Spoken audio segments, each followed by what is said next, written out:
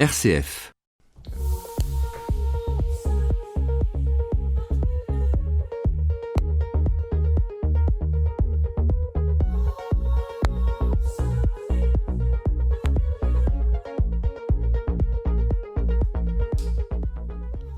Bonjour à toutes et à tous, nous nous retrouvons désormais comme chaque semaine pour ce nouveau rendez-vous avec l'association Normandie Welcome pour vous présenter la Normandie autrement à travers des rencontres positives et solidaires des acteurs économiques normands. Nous sommes Brendan Motto et Lucille Ferrier et aujourd'hui nous recevons Pascal Maurice, engagé en faveur de la jeunesse. Bonjour. Bonjour à tous les deux. Bonjour. Du coup, vous avez un parcours assez éclectique, vous avez été professeur puis élu. Et est-ce que vous pouvez nous en parler un peu de ce parcours ? Alors oui, j'ai un parcours assez long et comme vous dites, assez éclectique. C'est-à-dire que j'ai une formation, j'ai fait de l'anglais, du droit, mais surtout de la psychologie. Et j'ai été enseignante. Et tous ces parcours-là et un peu de théâtre ont fait que j'ai une vie assez ouverte. Et ensuite, je suis devenue élue, alors vraiment là, par hasard. Je ne l'avais pas du tout prévu. Mais j'ai eu finalement la chance que Brigitte Le Breton me demande de venir la rejoindre comme élue. Mais là, c'était dans un moment très particulier de ma vie. J'avais perdu un fils de suicide et j'avais écrit un livre. Et c'est pour cette raison qu'elle m'a dit qu'elle aimerait beaucoup que je puisse rejoindre son équipe. Je ne l'avais pas prévu, je ne fais pas de politique, je ne suis pas étiquetée politiquement, mais j'ai accepté le challenge. Je pensais que c'était intéressant et ça m'a permis de continuer ma vie avec une possibilité, une ouverture exceptionnelle, d'autant plus que je voulais créer des maisons des adolescents à la suite de la disparition de mon fils et à la suite de ce livre qui pour moi était un message très important, le moyen nationalement de pousser un cri de mère et de dire voilà, nous avons eu un drame terrible, mais voilà, je veux en parler parce que malheureusement, notre fils est mort de suicide et c'est quelque chose de difficile, de très douloureux et dont on parle peu, qui est encore trop tabou dans notre société. Malheureusement, la douleur morale est très mal perçue dans notre monde. On parle de la douleur physique, et encore, il y a quelques années, certaines maladies, on n'en parlait pas aussi facilement que maintenant. Mais on va dire que maintenant, la douleur physique est acceptée. La douleur morale ou psychique, beaucoup moins. Parce que ça fait peur quelque part. Et pourtant, c'est exactement la même chose. Et c'est ça que j'essaie de dire dans ce livre, qui chemine d'un bout à l'autre, puisqu'il est sorti il y a 10 ans, avec tout un témoignage vécu, mais aussi plein d'idées pour continuer après et voir qu'est-ce qu'on peut faire maintenant pour éviter que des jeunes désespèrent, se suicident, ou soient très mal dans leur peau pendant des années, avec des maladies ou des problèmes qui les handicapent dans un passage de leur vie. Voilà, pour moi, c'était essentiel ce témoignage. Donc vous êtes en effet l'auteur du livre Fatigué de ce monde, réédité en 2016 et avec pour sous-titre La résilience. Pourquoi avoir choisi ce sous-titre ? Alors merci de me donner l'opportunité d'en parler. Dans le premier ouvrage, je ne faisais pas état de la résilience, même si à la fin, finalement, j'en parlais sans vraiment le savoir ou le dire. Et la deuxième version de ce livre, qui est sorti récemment à nouveau, était justement pour apporter un supplément, je vais dire peut-être un supplément d'âme, en disant la résilience, c'est quoi ? Eh bien, la résilience, c'est se reconstruire après avoir vécu quelque chose de très difficile. Comment continuer la vie quand on a vécu quelque chose de très difficile ? Et ça peut être de toutes les manières, un deuil ou autre chose, un problème de handicap, un problème. Il y a 1000 façons d'avoir des raisons, d'avoir des moments de flottement dans la vie, des moments où ça ne va pas aussi bien qu'on le voudrait. Et pour moi, c'est ça la résilience, c'est continuer la vie après des moments difficiles. Se reconstruire. Vous étiez ce qu'on appelle défenseur des enfants. Qu'est-ce que c'est exactement du coup Alors, vous faites allusion effectivement à un passage de ma vie où j'ai été, alors après avoir été élue, mon livre étant sorti, j'ai réussi à créer la Maison des adolescents du Calvados avec l'aide efficace et formidable de Patrick Janvresse, son actuel directeur.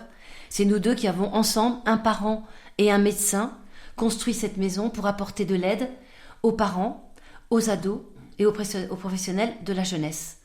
Et donc, à ce moment-là, quand je n'étais plus élue, puisque j'avais fini mon mandat, et que la défenseur des enfants m'avait beaucoup aidée à créer la Maison des adolescents du Calvados, je suis rentrée dans son équipe. Et c'était fabuleux. J'ai vécu plusieurs années extraordinaires, avec d'abord Claire Brisset, la première défenseur des enfants, puis Dominique Versini, la deuxième défenseur des enfants, plus connue parce qu'elle avait été secrétaire d'État et qu'avec Xavier Emmanuelli, elle avait construit le SAMU et toute l'aide aux gens qui souffrent. Donc j'ai eu ces années exceptionnelles. Ou alors, à quoi sert le défenseur des enfants? Vous me posiez la question. Oui, c'est ça. C'est d'apporter une aide aux parents qui ont des difficultés extrêmes. C'est le dernier recours. Quand ils ont, par exemple, un enfant handicapé qui n'a pas de possibilité d'aller à l'école, un enfant malade, des problèmes scolaires très graves ou des problèmes de séparation qui ont fait que ils ne voient plus leur enfant, des problèmes d'enfants placés, des problèmes d'enfants en maladie ou physique ou mentale grave. Bref, des parents qui se trouvent confrontés à une situation telle qu'ils n'ont pas de solution. Et dans ce cas-là, ou alors les solutions qui ont été données ne sont pas les bonnes, et, les parents se retournent vers la défenseure des enfants et lui demandent de l'aide. Alors, elle existe toujours, mais maintenant on ne la voit plus, parce que c'était une autorité indépendante, la défenseure des enfants, qui a été remise sous la houlette du médiateur de la République, qui comporte 3 autres entités indépendantes. Alors c'est un peu compliqué. Mais en tout cas, ce que ça veut dire, c'est que malheureusement maintenant, il y a moins de lisibilité pour la défenseure des enfants. Donc je l'ai été pendant beaucoup d'années et j'ai trouvé ça extraordinaire de pouvoir être là pour accompagner les parents dans leurs difficultés avec évidemment les structures d'accueil. Parce que notre but, c'était de mettre en lien, mais nous travaillons aussi bien avec les magistrats qu'avec des avocats, qu'avec des structures d'accompagnement des adolescents, médicales ou associatives. Donc c'est une structure qui est née, pour rappel, sous la présidence de Jacques Chirac. Absolument. Alors, non, ça c'était la maison des adolescents. La structure dont vous parlez, la défenseure des enfants, c'était avant, je crois que c'était avant, mais que ça a continué. Je crois que c'était du temps. Peut-être vous avez un peu raison, mais ça a été créé du temps de la cohabitation en fait. Les tout débuts de la défenseur de la structure défenseur des enfants. Donc c'était à peu près à cette période-là, effectivement. Je pense que vous avez raison, ça devait être Jacques Chirac qui était à ce moment-là président de la République. Là-dessus, sur ce chapitre, il a fait beaucoup de choses. Je parle pas de politique, mais humainement, il avait vraiment envie que ces structures existent, et c'est lui qui a voulu que les maisons des adolescents existent. Il avait lui-même souffert de choses analogues, de problèmes analogues aux nôtres, puisque sa fille a eu une anorexie mentale très grave et malheureusement été handicapée à la suite de cet événement. Et il voulait que des choses existent pour l'accompagnement des parents, pour l'accompagnement des jeunes et pour l'accompagnement des professionnels de la jeunesse. Eh bien, nous allons maintenant nous retrouver après quelques minutes musicales. À tout de suite.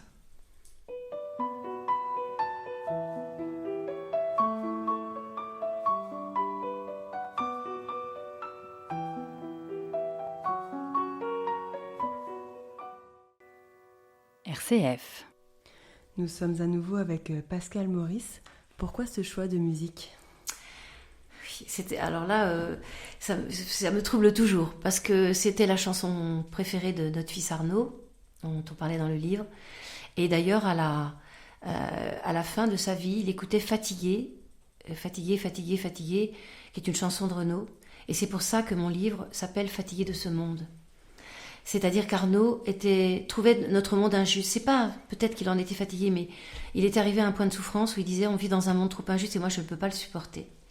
Donc il a eu des pratiques, comme beaucoup d'ados, se tourner vers des conduites qu'il aurait mieux valu ne pas avoir, comme fumer du cannabis, avoir des conduites un peu dangereuses. Et puis il était ami avec un garçon qui a été son mauvais génie, et petit à petit, malheureusement, ça a joué. Ça a joué dans son parcours, notamment. Ça a été difficile. Et donc Mistral gagnant, c'est Renaud, et Arnaud avait eu des relations avec Renaud. Pendant votre travail en tant que défenseur des enfants, avec quelle structure avez-vous pu travailler, pu communiquer ? Alors, je vous le disais tout à l'heure, évidemment, avec toutes les personnes qui s'occupent du secteur jeunesse. Aussi bien, par exemple, l'AXEA, Association calvadosienne de sauvegarde de l'enfance, c'était toutes les associations qui sont près des familles. Forcément, c'était nos interlocuteurs, et c'est eux qui faisaient appel à nous pour signaler éventuellement une famille en danger ou en difficulté qui n'avait plus de réponse. Donc on avait des liens avec tout le monde, et même avec les familles d'accueil quand il y avait des enfants placés, qui faisaient éventuellement appel à nous. Enfin, toutes les personnes en situation d'impasse, mais vraiment d'impasse totale, pouvaient avoir recours à la défenseur des enfants. Donc nous étions les délégués territoriaux, les correspondants territoriaux de la défenseur des enfants. Donc on pouvait agir en son nom, mais toujours en lien avec elle et avec le siège à Paris.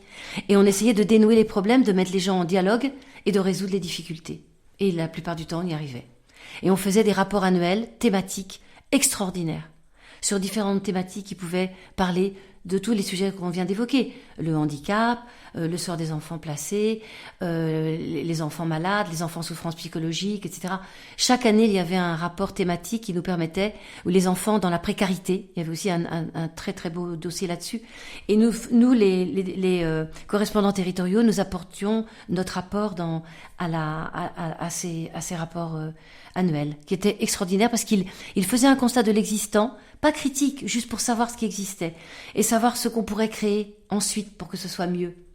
Et c'était des forces de préconisation absolument fabuleuses, dont maintenant qu'on ne peut plus faire. Parce que depuis qu'il n'y a plus autant une déléguée des enfants en titre, il n'y a plus ces rapports annuels. Quel dommage. Après, vous êtes engagé en tant que défenseur des enfants. Vous avez fait partie d'une autre association. Alors, quand j'ai été défenseur des enfants, mais j'avais été aussi rattrapée par ma vie d'élu. J'avais évidemment aidé beaucoup d'associations puisque j'étais maire adjoint à la jeunesse et aux associations. Donc je les connaissais. Et beaucoup m'ont demandé de les rejoindre. Alors il fallait faire des choix. Parce que je ne pouvais pas dire oui à toutes les associations qui me demandaient une aide et un accompagnement. Alors j'ai choisi d'abord prioritairement Vivre son deuil, évidemment, puisque j'avais perdu un enfant, pour l'accompagnement des parents endeuillés. Après, je me suis investie dans 2 autres associations extrêmement importantes. Donc l'une qui s'appelle l'AQJ, Association Quartier Jeunesse, qui s'occupe de prévention de la délinquance à Hérouville. Et également Folard, qui est une association qui prouve et qui veut prôner que l'art peut aider dans les situations de mal-être et d'isolement. Et donc, je me suis là aussi engagée pour la jeunesse. Et c'est-à-dire que tous mes engagements sont centrés sur les jeunes. Chaque fois que je suis dans une association, je m'occupe de la section jeunesse si cette association a d'autres buts. Moi, je garde l'axe jeunesse toujours en permanence. Vous avez aussi un lien avec l'association Normandie Welcome. Alors oui, j'ai effectivement le lien avec Normandie Welcome. Alors pourquoi Normandie Welcome ? Eh bien, parce que je connais sa créatrice, Astrid Le Petit, qui est une amie. Nous sommes devenus amis quand nous étions ensemble élus donc à la ville de Caen. Et immédiatement, nos liens étaient très forts parce que nous avons, je pense, beaucoup de points communs et d'envies communes. Et quand Astrid a créé Normandie Welcome, elle m'a parlé de cette création, j'ai trouvé ça fabuleux. Alors pourquoi fabuleux ? Parce que personnellement, je me sens une citoyenne du monde. Je ne suis pas que française. Oui, bien sûr, je suis née en France, mais j'aurais pu naître dans n'importe quel autre pays d'Europe ou même de manière internationale. J'aurais pu avoir n'importe quelle autre couleur de peau. Voilà, ça n'aurait rien changé à mon humanité, sauf que je serais un être humain dans un contexte différent qui va faire de sa vie quelque chose. Et mon but, c'est donner du sens à ma vie. Et effectivement, après la mort de notre fils, c'était ça l'idée. Que notre fils, qui était un garçon fabuleux, d'une intelligence exceptionnelle, ne soit pas mort pour rien. Parce qu'il avait des choses à dire et qu'il souhaitait briser l'injustice du monde. Donc je m'inscris dans cette lignée-là, et particulièrement autour des jeunes. Comment aider des jeunes à mieux traverser les moments difficiles de leur vie ? C'est le credo et l'axe que je me suis donné dans ma vie actuelle. Est-ce qu'il y a des valeurs de Normandie Welcome dans lesquelles vous vous reconnaissez ? La Normandie, terre d'accueil. Pour moi, c'est important. Et d'ailleurs, dans ma longue vie, j'ai été famille d'accueil pour des réfugiés bosniaques musulmans en 92. Et j'ai été la présidente de cette association qui a accueilli 86 réfugiés en Normandie, à Caen, sous la houlette de Jean-Marie Giraud, ancien maire de Caen, qui voulait que la ville de Caen soit exceptionnellement présente sur cet accueil. Donc pour moi, c'est une terre d'accueil, la Normandie. Oui, aussi, c'est une identité. Je ne suis pas née en Normandie, mais j'ai épousé un Normand. Et je suis devenue normande, à mon tour, depuis presque 40 ans maintenant. Donc une grande partie de ma vie. Et même si je suis parisienne de naissance, et je suis restée attachée à ma ville de naissance, et oui, c'est là que je suis née, c'est là que j'ai mes racines. Mais maintenant, j'ai double racine, puisque je suis arrivée ici, que mes enfants sont nés ici, et que pour moi, c'est important. C'est une identité, évidemment. Alors pour tout ce qui est, évidemment, l'économique ou le tourisme, ce sont des choses qui m'intéressent, mais qui pour moi sont en second plan, en ce qui me concerne personnellement. Eh bien, nous allons retrouver notre invité dans quelques minutes après une pause musicale.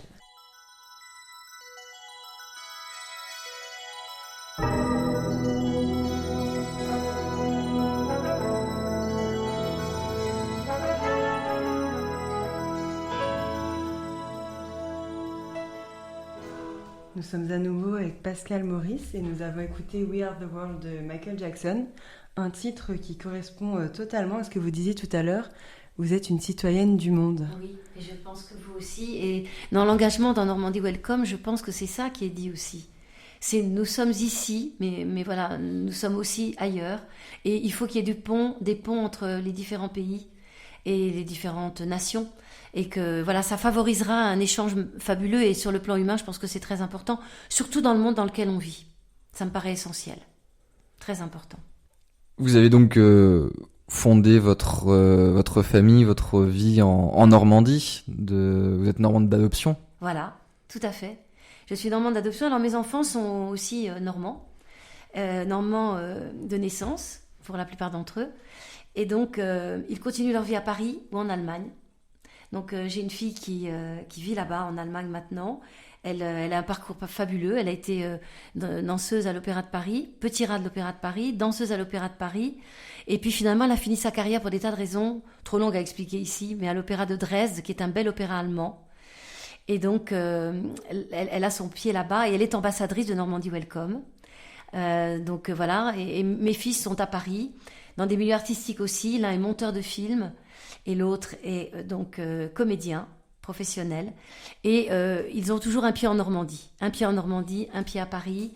Ce que je voulais dire aussi, je reparle très rapidement de la reconstruction. Pour eux, ça a été un moyen de se reconstruire aussi après la mort de leur grand frère, de continuer la vie, et ils sont bien dans leur vie personnelle, professionnelle, affective, et ils sont donc restés des Normands attachés à la terre normande, ce qui ne les empêche pas de voyager, de créer des ponts avec les gens qu'ils rencontrent, notamment notre fils qui est comédien, il a fait un projet franco-chilien. Vous voyez, voilà, le monde est ouvert. Vous avez un attachement à la Normandie en termes de terre et de valeur qui est très, très puissant en fait. Oui, et c'est pas pour rien qu'on est la ville du mémorial. Hein, pour moi, c'est très important. Je trouve que le mémorial est un lieu absolument fabuleux qu'a voulu Jean-Marie Giraud, qui est formidable, qui est très très bien dirigé depuis des années. Ils font un travail fabuleux au mémorial, qui est reconnu mondialement. Mais là aussi, c'est un lien fabuleux en se disant l'histoire a vécu des moments difficiles, mais il faudrait que ça n'existe plus. Et ce mémorial est un lieu de paix. Et je pense que ça, c'est absolument fabuleux. Les plaidoiries, vous vous rendez compte, c'est chaque année les plaidoiries internationales. Il n'y a qu'à Caen que ça se passe. Donc voilà, Caen est une ville importante dans la France, et elle est aussi une ville importante dans le monde, même si ça n'est que Caen. En nombre d'habitants, on peut penser que c'est pas énorme, mais dans les actions qui y sont menées, je pense que c'est une ville qui est peut-être un peu visible et lisible. Regardez, même les Américains parfois parlent de Paris. Ça leur dit quelque chose. Vous avez des Américains, ils viennent au mémorial de Caen. Donc voilà, pour moi ça a du sens sur le plan historique aussi. La Normandie a du coup un passé très fort, mais comment imaginez-vous, la Normandie de demain ? Alors voilà, là on passe un moment difficile, vous avez vu, parce que les élections ont voulu que ça ne soit plus la basse Normandie, la haute Normandie, donc maintenant on est à nouveau dans la grande Normandie. Alors pour autant, vous avez, je pense, cru le comprendre depuis le début, il faut éviter de se fermer. Donc là, la Normandie est une région de la France. Mais elle n'est qu'une région de la France, même si elle a ses côtés. Et c'est justement pour ça que c'est complémentaire. Les Normands sont un peu différents des Bretons, sont un peu différents du sud de la France. Ils n'ont pas le même accent. Ce sont quand même tous des Français et ce sont quand même tous des citoyens du monde. Donc ce que je trouve fabuleux, c'est qu'il faut qu'ils gardent cette identité. Donc gardons notre identité normande. Elle est extrêmement importante. C'est ce qui fait notre définition. Avez-vous un endroit où vous aimez aller en Normandie, par exemple, ou que vous conseillerez à quelqu'un ? Alors, je suis une folle de la mer. Donc, je ne peux pas vivre sans la mer. Donc, je suis née à Paris, c'était un peu triste, mais j'ai vécu petite à Calais, donc à côté de la mer. Et du coup, je crois que cet amour de la mer me vient de là, de ma famille du Nord. Et après, quand je suis venue à Caen, j'étais très contente parce que Caen, c'est tout près de la mer. Et donc, oui, si j'ai des lieux, j'adore toute la côte et notamment beaucoup la Manche aussi. Les plages de la Manche sont absolument magnifiques, magnifiques. Voilà, donc l'eau fait partie de mon élément. Donc la mer, c'est très important pour moi et ça fait partie de la chance que nous avons en Normandie d'avoir autant de surface qui longe la mer. Si vous aviez un ami étranger à la Normandie qui venait vous voir en Normandie, est-ce que vous auriez un endroit à lui, ou un lieu à lui montrer en lui disant, tu vois, ça c'est une partie de la Normandie, c'est quelque chose qui peut... Alors ça va pas être très original, mais quel beau lieu que le Mont-Saint-Michel. Alors c'est vrai que ça fait partie des lieux où, quand nos amis étrangers viennent, on va sur les plages, on leur montre les plages du débarquement, on va à Granville, parce que Granville c'est magnifique. Donc on va pas mal dans la Manche finalement, on peut le dire. Voilà, je pense que c'est les lieux où... Et ce Mont-Saint-Michel qui est quand même un bijou mondial. Eh bien, nous vous remercions de nous avoir fait découvrir votre Normandie et rappelons que toutes nos rencontres sont là pour valoriser la diversité de notre savoir-vivre et de notre savoir-faire normand. Continuons à cultiver ces relations positives. Nous aurons donc le plaisir de vous retrouver la semaine prochaine avec un nouvel invité. Merci beaucoup de m'avoir accueilli. Merci à vous.